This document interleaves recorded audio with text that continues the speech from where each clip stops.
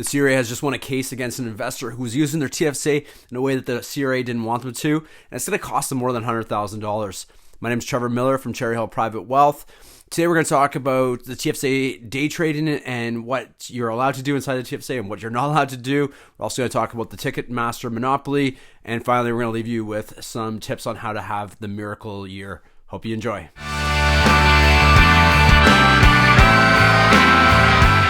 So if there's one thing you don't want to do is get yourself on the wrong side of the Swifties, and that's what Ticketmaster has now done.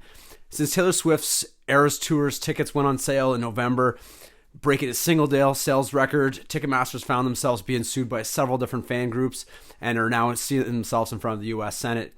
If you missed the mess that Ticketmaster made of the pre-sale of Swift's tour, here's a quick recap. Tickets went on sale to fans with pre-sale codes on a Tuesday. The Capital One pre-sale was on the following day, and then it was to be released to the general public on the Friday. Pretty typical stuff. If you ever went to a concert, this is typically how it goes. Several site crashes later, the entire concert series was sold out prior to even going on sale to the public. Unfortunately, many of these tickets were purchased by scalpers using bots and resold right after for thousands of dollars above the original prices, some in the tens of thousands of dollars. This has led to a light being shone on Ticketmaster and the practices and how they actually do business. As much as seeing your favorite artist is more of a luxury than a necessity, the market dominance that Ticketmaster finds itself in isn't necessarily good for the overall business. If customers have nowhere else to purchase their tickets, there's no real incentive for the company to improve their offerings. Ticketmaster has a clunky interface, it's plagued by bots, and these bots can now snag tickets within fractions of seconds and artificially inflate the prices.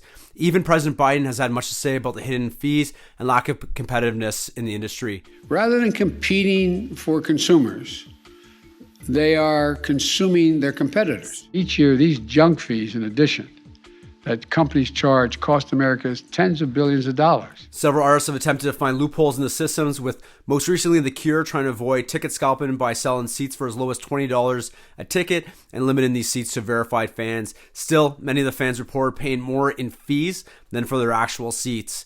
Neil Young discussed the huge fees by claiming they're 30% of the cost and exclaiming, "The old days are gone." Even Drake's fans have got on board and now have sued Live Nation in a class action suit for price gouging. The lawsuit has talked about the unfair selling practices, and basically what happens is Ticketmaster has you line up in this virtual queue where you're told that there's thousands of people in front of you. When it is finally your turn, the timer starts. You now have a very limited time to pick your seat and pay, or you'll be kicked out and put into the back of the queue, creating this false sense of urgency in purchasing these tickets. In January, the Senate Judiciary Committee had a hearing on competition in the ticket industry with another follow-up scheduled for May.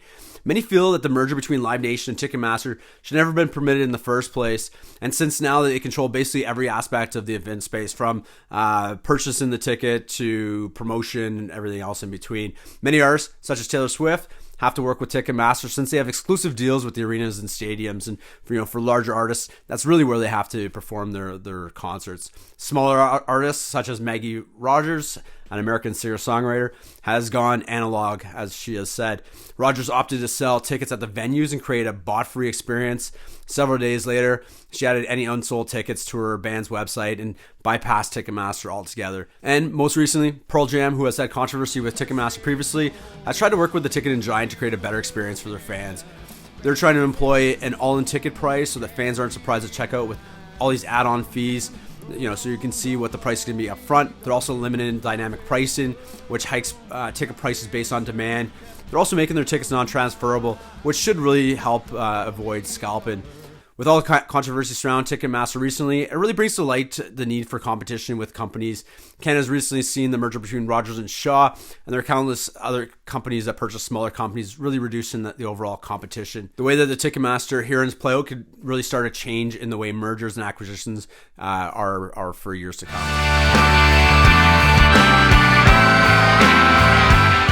TFSAs are one of the best savings vehicles introduced into Canada in decades, but really be aware of how you use it, or you can have that tax-free nature of the account removed. Recently, an investor out in BC found out the hard way when he was day trading stocks inside the TFSA, and courts recently ruled that the income was earned from running a business inside the account, which was not allowed by the TFSA rules.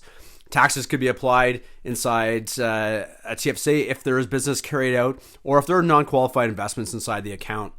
This ruling, which again just happened very recently, opens the door for hefty tax bills for other frequent traders and is really a cautionary tale to investors who frequently trade inside the account. In 2015, the CRA began auditing a number of tax-free savings accounts and went all the way back to 2009 to determine if the activities of day trading were taking place. During this audit, they taxed approximately $114 million in taxes, so a pretty substantial number. And then with the recent rulings, you can see that they'll probably start auditing these types of accounts again.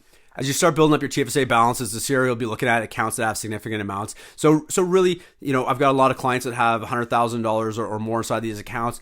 And this is really where the CRA is going to start looking at and making sure that all the practices inside there were done by the letter of the law.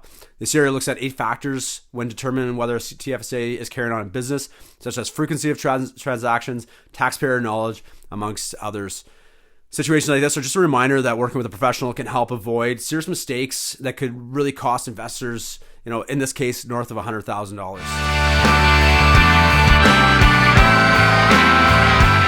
As we get ready to turn the calendar over another month into May, there's so many ways to make 2023 your miracle year. But like many good things, we need to go back to 1666 to hear this full story. And in 1666, there was a 23-year-old Cambridge University student that left campus to return to a small village town to avoid the plague that was ravaging Europe. This bright young man would spend his year in this perpetual state of creativity and intellectual flow, leading to major discoveries and advancements in fields such as calculus, motion, gravity, and optics.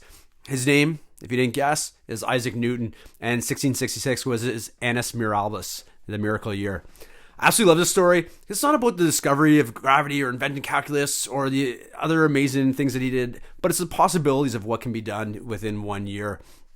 2023 is upon us. We're in the midst of this great year here, and there are a number of different ways to do this.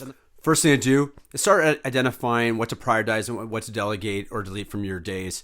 For 1 week, at the end of every weekday, go through and color code your calendar. Green for energy creating, yellow for neutral, and red for energy draining. At the end of the week, have a look back and see what was, if there's any trends, what was giving you energy, what was taking away energy. Energy creating activities should be prioritized, while energy neutral or draining should be delegated or deleted over time. Next thing is to schedule the exhale.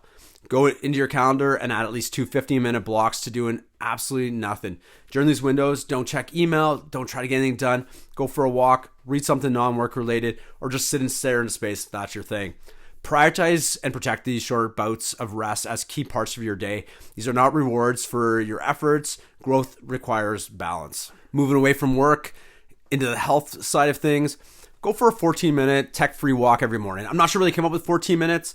I prefer a little bit longer walk than that. But sunlight, movement, and fresh air can really have a direct impact on your mood, metabolism, digestion, and more. Leave that phone at home and just let your mind wander. It's really good for the soul to be able to be out in nature, enjoying it, taking in all the great sounds and feelings and smells that are out there for you. A couple of personal actions that can help change your year, and every year for that matter. First thing is, tell your partner one thing you appreciate about them every single night. As time passes in relationships, it becomes really easy to take the good things for granted and focus on the stresses and tensions. So don't fall into this trap. Highlight the good and watch the amazing impact it will have. Finally, use the Feynman technique for learning anything new. Identify a topic, try to explain it to a 5-year-old, study to fill in the knowledge gaps exposed by the explanation.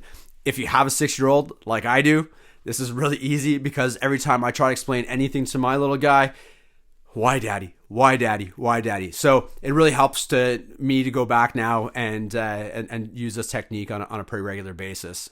If you head over to Sahil Bloom's website, it's got 23 great ways to make 2023 your year. So pop over, check that out. Let me know which ones that you find are going to be the most effective for you in changing 2023 from a good year to a miracle year. That's it for this week. Hope you enjoyed. If you liked what you heard, subscribe below.